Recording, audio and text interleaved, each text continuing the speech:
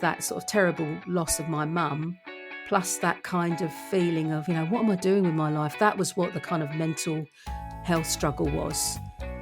But it was the whole thing about my job. I thought, I just don't want to be doing this for the next 10, 15 years of my working life. I was really low because I just couldn't see how I was going to get out of education, because there was that kind of thing of the security of it. But it doesn't make you just feel good. It also makes you very acutely aware of your whole emotional repertoire. And obviously they've got a lot of inhibitions. A lot of people have a lot of inhibitions. That's understandable.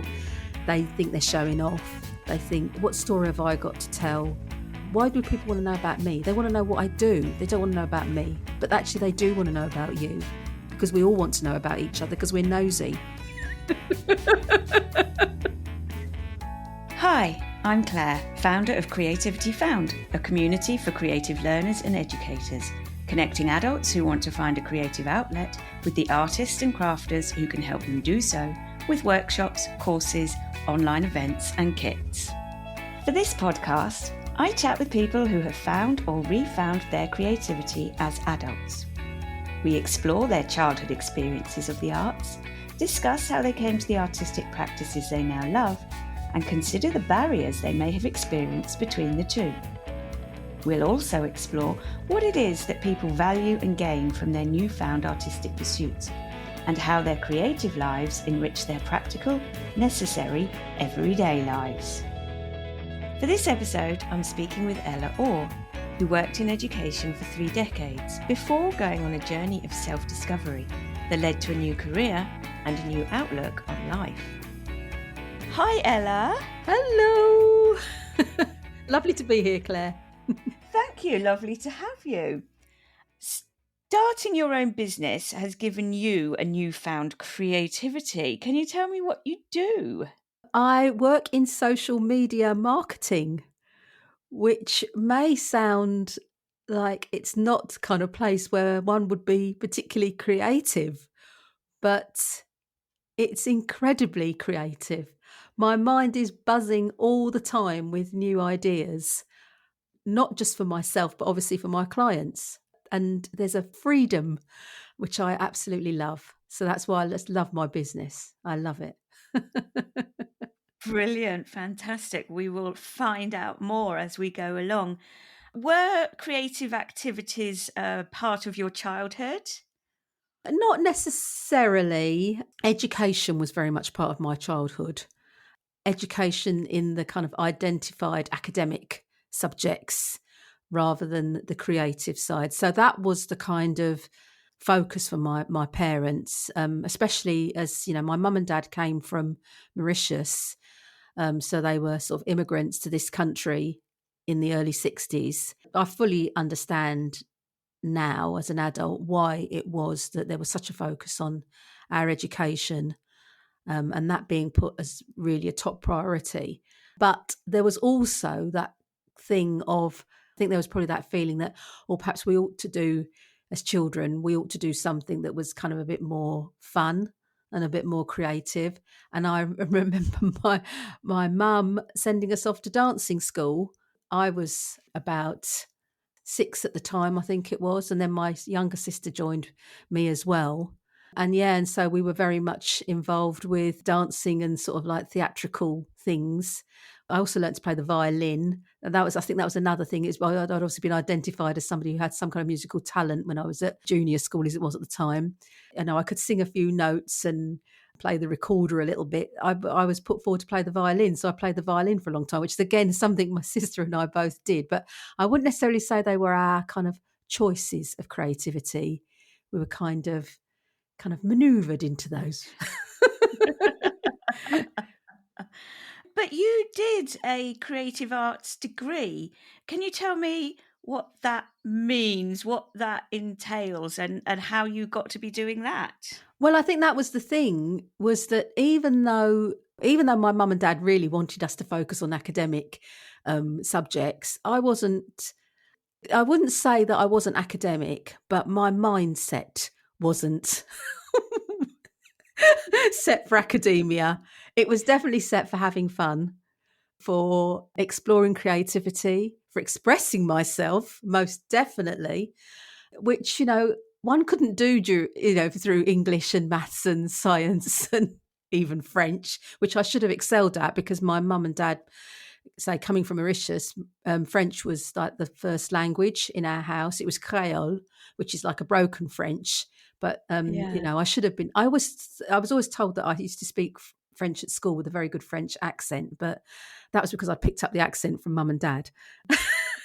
But yeah. So it was. So there was always this yearning, I think, for me when I was a teenager to want to explore much more creativity. And therefore, because I didn't really excel in the academic subjects, I scraped through my O levels, I scraped through my A levels.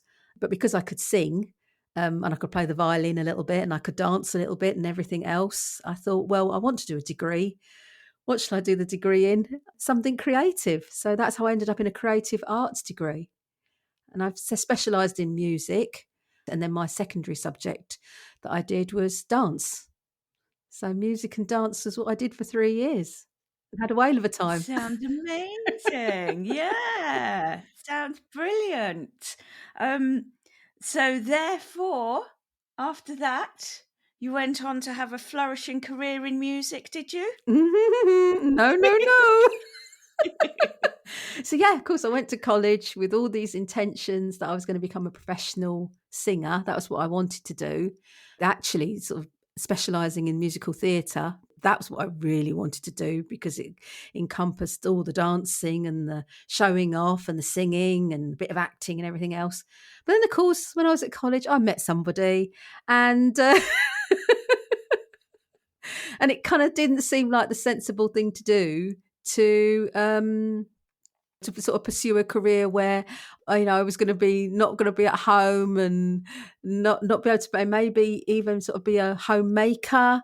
Then also the other thing, of course, was that maybe work wasn't always going to sort of just land on my doorstep. So but I should get a proper job. So so having sort of gone to college, met somebody, and we were going to we did get married in the end. I just thought, oh, perhaps I should find a better job, sorry, a proper job. And his mum was a teacher. And she said, oh, Ella, I think you'd make a really good teacher. And that was how I kind of fell into teaching, really. It's not a new story. It's quite, in a way, it's quite similar to mine as well, with my having done dance at uni and then thinking, oh, this is going to be quite hard work to make a living out of Yeah, this. I'll do yeah, something else, a bit more sensible, so to yeah, speak, yeah. like Choose a you sensible say. career. Yeah, I completely understand it. Tell me about where you were at college, and did you move around the country? Yes, yeah. Well, I was born in London, brought up in London. I think I sort of did want to move away from home, probably as far as possible, because I got two sort of really good college offers. One of which was at Dartington College of Arts, which was in Devon. So of course, I could either go southwest from London, or I could go northeast, and that was where so I went right up to Newcastle. I was actually at Newcastle Polytechnic, as it was, now Northumbria University, I believe. I went as far away from home as possible, and it was brilliant. It was absolutely brilliant. Having been brought up in London and sort of really, really getting into the London life and everything else, to then go to somewhere else and meet all these people from all over the country. It was great. It was great. Sort of to meet people from Scotland, for example. Yeah. You then decide you're going to teach. How do you get into that? Yeah, well, I did my degree for 3 years in creative arts, which obviously did kind of lend itself very well to then going on and doing PGCE, postgraduate certificate of education, which I did at Manchester. I think I've been so lucky, Claire, to have lived in some different places. So then my husband, then at the time, I'm married to somebody else now. But yeah, so I came to the Midlands and that's where I live now. I live in Leicestershire. I did all my sort of teaching in schools around Coventry and in Warwickshire. And then sort of left primary education, having had probably what I would say is, well, I was in very tough schools and I think it just got to me, the stress of it all got to me. I did have probably verging on a breakdown at primary, having spent 11 years in primary education. It was really tough, really, really tough. Um, What was the toughness? What were oh, the aspects that were making it so? constant inspection, constantly not feeling that you were delivering as well as you could be. The constant pressure on the children and the families. That's the curriculum. That's the Mm, curriculum in this country and the expectation of it. And sadly, even after 30 years, and it was 30 years that I spent in education, things haven't really changed. mm, So, yeah, but I found that pressure an awful lot to deal with, especially as I was in a sort of management role at the time. Yeah, it was 13 years actually. It was 13 years in primary education. I well, then I met somebody else, having been married, to say the first time, and this other person I met, who I'm now married to, my lovely husband, he just said, you don't have to stay in this. You don't have to stay in this job. You can leave. So I left primary education. I left without a job, but I ended up working for an education charity where we had to kind of do drama and those techniques, as part of our delivery of our sessions, because we were talking about health education, and drug prevention education and so forth. So it was brilliant. It was almost like all these skills that I'd been picking up from even starting from the drama and the dance that I did at school, to then what I did at college, to then what I'd done in working as a teacher in primary school, then led to me doing the educator role with this drug prevention education charity. that's brilliant. So you got to, as an outside body, not within the national curriculum, you got to combine that. You got to use your creativity Yes. and still in educating. Yeah. Yeah. Yeah. And it was amazing because so much of what we did was around obviously empowering children, helping them to feel assertive, helping them to feel confident, realizing their uniqueness, their individuality. And that's now come into my role now in terms of me working in social media marketing, helping my clients to see what their individuality is, what their superpowers are, what makes them unique as businesses, when terms of them then putting themselves out there to try and get customers and clients. Yeah. Yeah, what teachers want to do when they go into teaching is they want to be with the students, whatever the students may be, and they want to be inspiring the students, don't they? And it's a Yeah, shame that indeed, indeed. often teachers feel they don't get the chance to do that, or they have to be a bit more creative in the roles they look for in order to be able to do that. Yes. So fair play to you for doing that. I know that before starting the social media and doing the Mm, courses that you did in that, I know you struggled mentally when your mum died, didn't you? Did yes. that Yeah. how did that influence your choices going forward from that point? Very much so. Very, very much so. I mean, in fact, recently somebody said to me, why did you change your career? Why did you leave teaching? And I said, well, it was the influence of my mum, because sadly my mum was very poorly in round about sort of 2015, 2016. She actually passed away in 2016. But mum's influence on me in terms of her zest for life, her joie de vivre, her willingness just to sort of like get out there and try new things, it just made me realize that when she died, that I sort of thought to myself, life is so short that, and I'd got to the point after 30 years of being in education that I just thought, I just want to do something different. I really want to do something different. And as I say, I think the combination, obviously, of that sort of terrible loss of my mum, plus that kind of feeling of, what am I doing with my life? That was what the kind of mental health struggle was. And I tried to put my finger on what it was that I needed to do. What change did I need to make? Because I knew a change needed to be made. And it did boil down to the fact that it was my work. That was where the change needed to be made. I'm very happy in my home life. I feel so grateful to live where I live. But it was the whole thing about my job. I thought, I just don't want to be doing this for the next 10, 15 years of my working life. And that was what then honestly, I was really stuck. I was really low because I just couldn't see how I was going to get out of education, because there was that kind of thing, the security of it. There's always going to be teaching jobs. There's always going to be people who need to be taught. There's always going to be education roles and so forth. But I thought, I just don't want to do this. And so I was just sitting there scrolling on my phone one day, and I just thought, what do I like doing? I thought, well, I like going on social media.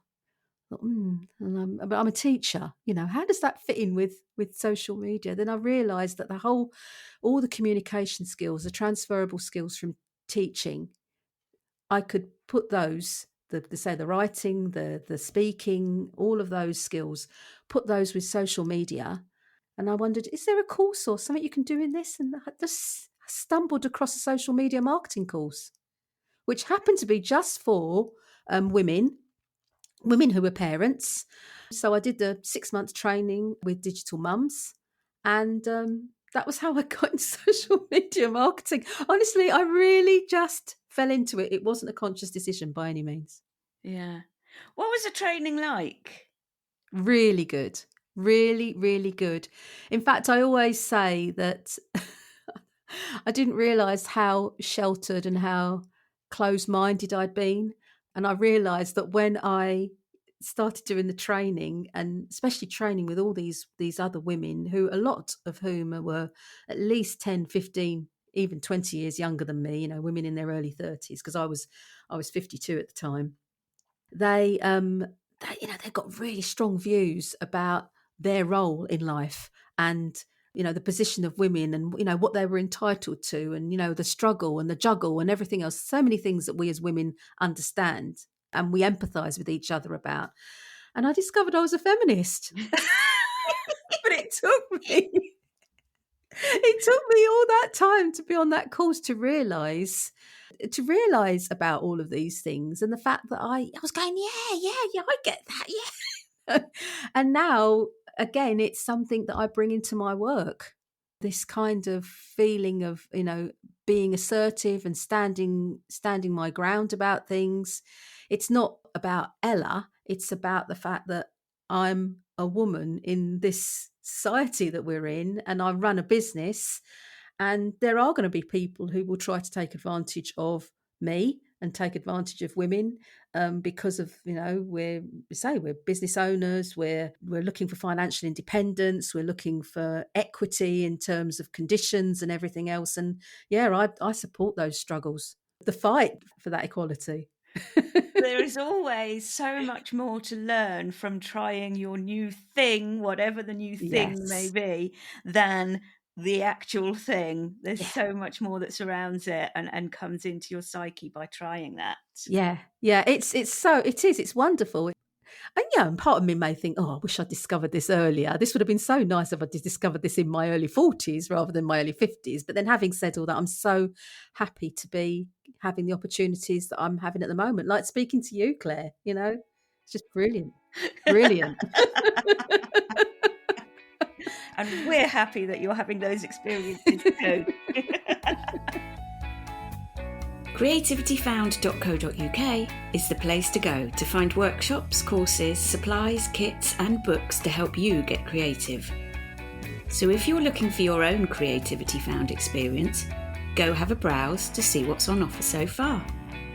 And if you can help adults to find their new creative passion, please get in touch on social media or through the contact details on the website. I think sometimes, though, it just won't be the right time, or maybe even being those 10 years older than you think you might have liked to have done it. It gives you a different outlook on it, gives you different opportunities to it. So I'm sure it's all for the right reasons. But the good thing is the place that you're at the point at which you speak to me, because everybody on the podcast, when they speak to me, they found a thing that makes them feel great, and that's what they're here to talk to me about. Brilliant. Which is brilliant.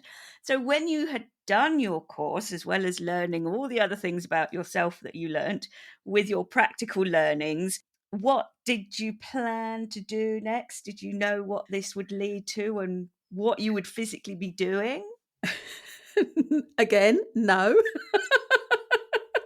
It was kind of very much a Okay, right. I'll wait and see what happens after I've done this sort of thing. I probably was probably a little bit naive because I thought, well, someone will take me on for a role and done this. I recognised course, and there'll be all kinds of opportunities that will come my way. But of course, it's a very competitive industry, and there are a lot of people out there who say they do marketing, and for one reason or another, they've got the personality, they've got the connections, they've just got the nerve to sort of put themselves out there and really, I suppose, just get themselves in front of the right customers and the right clients. And I knew that I needed to learn. That was another new learning for me. So yes, I'd got the skills. I'd got the accreditation to say that, I can do this. I can do social media marketing. But it was very, very difficult for me to get into the right circles because I didn't have the connections from my previous jobs. I didn't know anybody in marketing. I didn't know anybody who worked for any agencies. I didn't know anybody who worked in PR. I was really starting from scratch.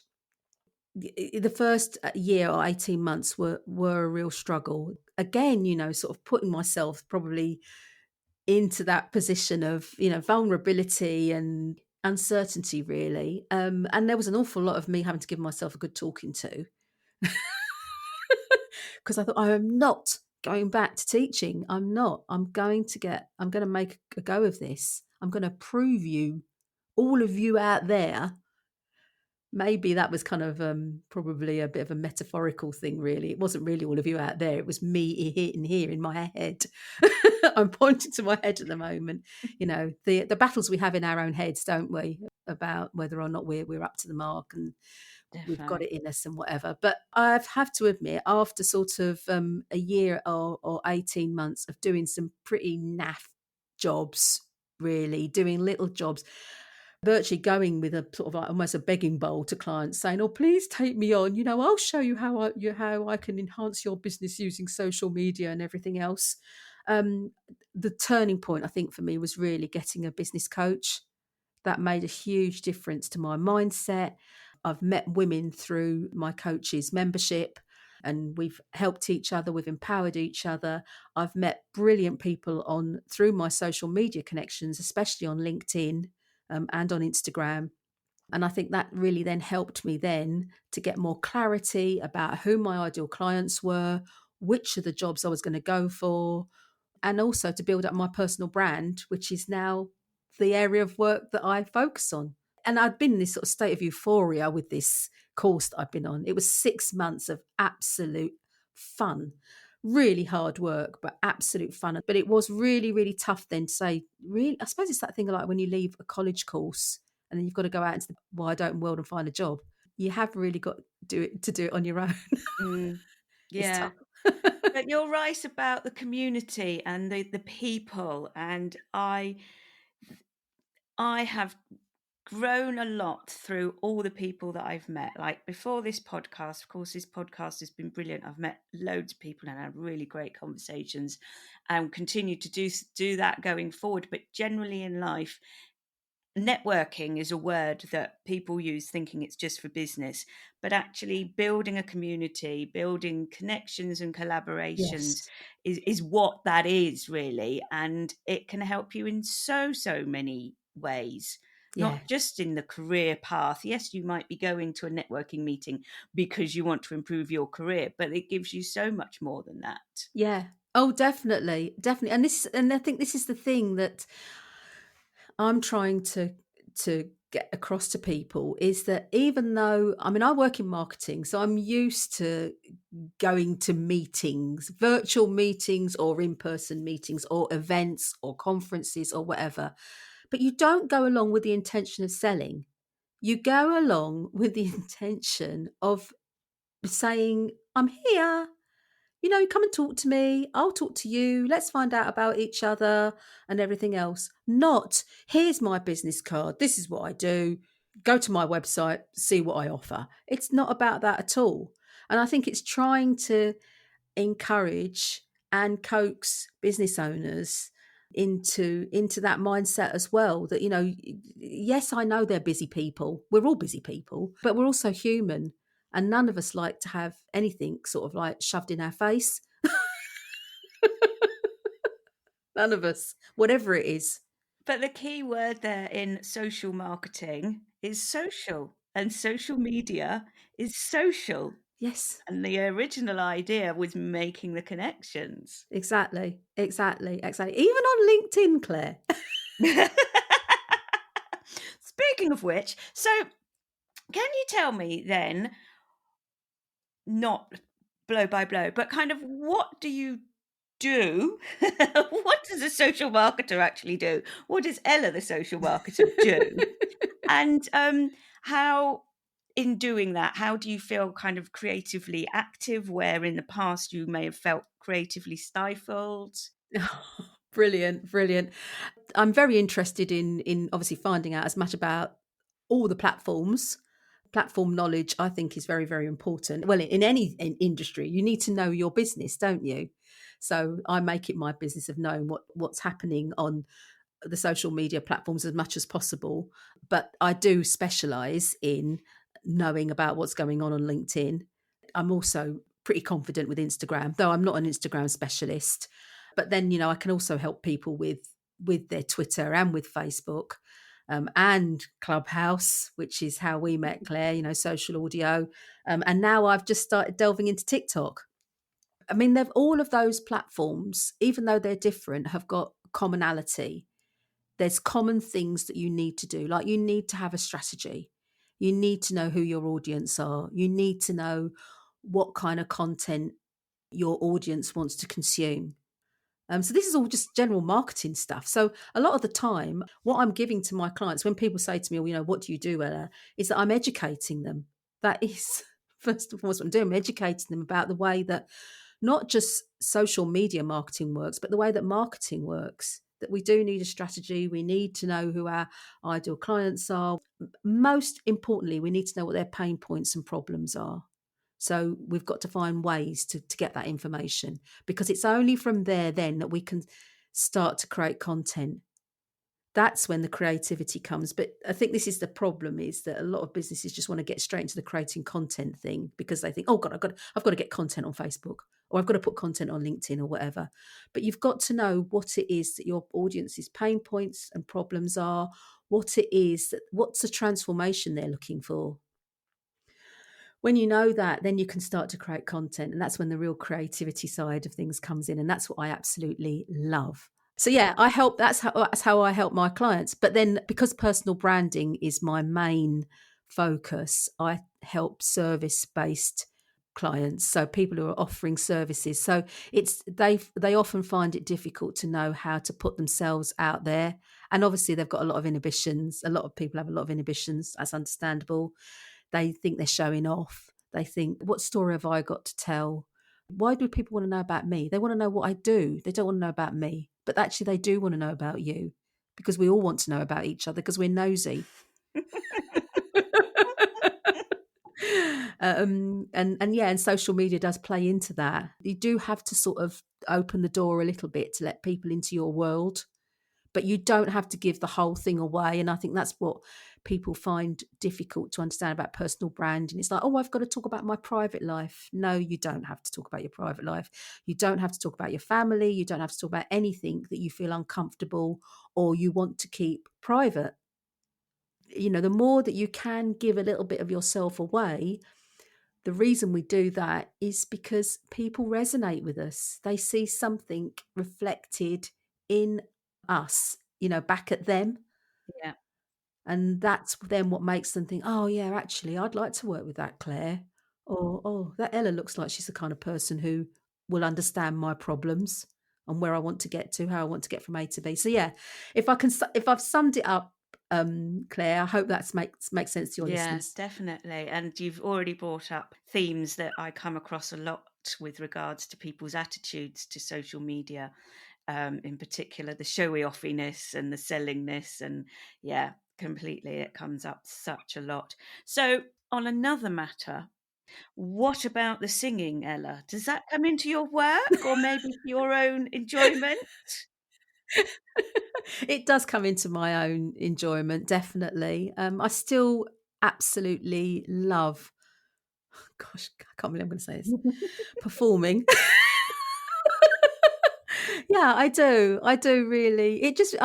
I really enjoy. Well, I say not necessarily performing to anybody, to anybody, but just performing for my own sake. I do really believe that singing or playing an instrument or drama or whatever it is, we're both creative people, Claire. We all know about the whole endorphins thing, and it does make you feel good. But it doesn't make you just feel good. It also makes you very acutely aware of your whole emotional repertoire, which I think if we don't experience that as human beings, you've kind of lost out a little bit in life. There's a whole repertoire, isn't there, of emotions. And I think, that's what the arts brings. That's why I think creativity and the arts are so important. Interestingly, social media, it's a kind of art form. I think that's probably because there are so many possibilities. If people want to get up and sing as part of their brand, they can do. I know an accountant, a really successful accountant on LinkedIn. He sings. He's like a Michael Bublé tribute, but he's amazing. He's got a lovely voice. There are people who do bring in their acting skills, their art, their movement. It's not necessarily the fact everybody's got to do that. But I think if people have got that kind of little bit of, oh, I play guitar, you know, it's oh. So I think, yeah, for me, yeah, the singing is still very much part and parcel of my life. It always will be. Music will always be part of my life, which is why, again, I like to find little bits of soundtrack to put on my TikToks or my Instagram reels. It all plays a part in showing something about me. Yeah. So yeah, I think it's I don't think I'll be pursuing a professional singing career now, sadly. But yeah, I still really enjoy being part of local choir here in where I live. Yeah, it's still very much part of me. Good, good, good, good. Good for you. How can people connect with you? Oh well, they can connect with me all over the Of place. course. I'm everywhere. So yes, I'm Ella Orr. So you'll find me as ORR, Ella Orr, on LinkedIn. You'll find me on Instagram as Much More Social. That's my handle. Twitter, you'll find me as Ella Orr, Much More Social on Facebook. Though I'm not on Facebook that much, I have to admit. But you can now also find me on Clubhouse if people use social audio, and TikTok. As we've just heard. Yeah. So, do come and connect. If you just want to find out a little bit more about what I'm about, then please do. I'm definitely not a hard sell, pushy kind of person. I'm just very happy to meet new people. Really, really am happy to meet new people, find out their stories, and if they want me to help them to help them tell their story as part of their personal brand, then by all means, that's fine. But as I say, it's very much just about meeting people. It's a wonderful, wonderful life and a wonderful world. Oh, fantastic. Thank you so much, Ella. It's been really lovely to speak to you today. Oh, it's been great to speak to you, and thank you for having me. Thank you for having me on. You're very welcome. Thanks so much for listening to Creativity Found. If your podcast app has the facility, please leave a rating and review to help other people find us. On Instagram and Facebook, follow @Creativity Found Podcast, and on Pinterest, look for @Creativity Found. And finally, don't forget to check out creativityfound.co.uk, the website connecting adults who want to find a creative outlet with the artists and crafters who can help them tap into their creativity.